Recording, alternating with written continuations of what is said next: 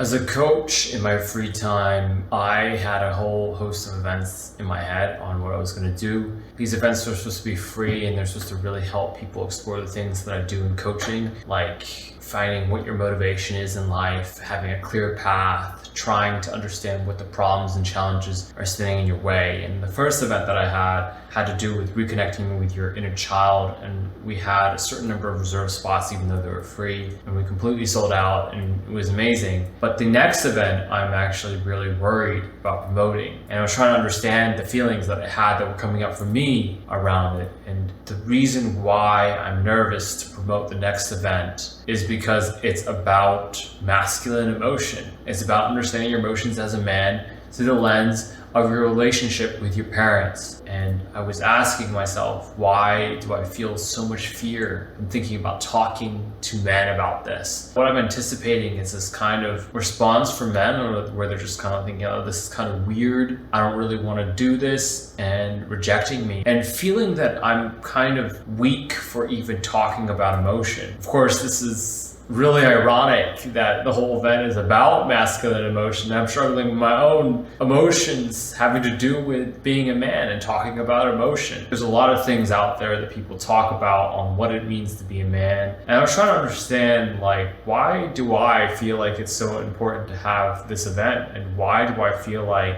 a lot of men are going to get a lot out of it? I think it's because emotion is really the way that we understand each other and how we understand ourselves. And it doesn't matter if you're a man or you're a woman, if you're having feminine emotions or masculine emotions. Emotions is what makes someone human, and emotions is also how we really understand each other. If someone just tells you things that are strictly logical and not emotional, you probably don't really have a strong bond or relationship with them. The kind of people that we exchange information on a very transactional basis, those are coworkers, bosses, random people on the street. And the people that we are close to, it doesn't matter whether you're a man or a woman, this is true for both of them. The people that we're closest to is the people who we show more emotion to. And that kind of got me thinking that men really don't have their story told a lot in the world. And, you know, some people might believe that maybe men have dominated literature for a long time, and, you know, it's male voice that the world has heard through. Even though some of that might be true, I would want to challenge that, because the men who really feel like they can't really talk about emotion,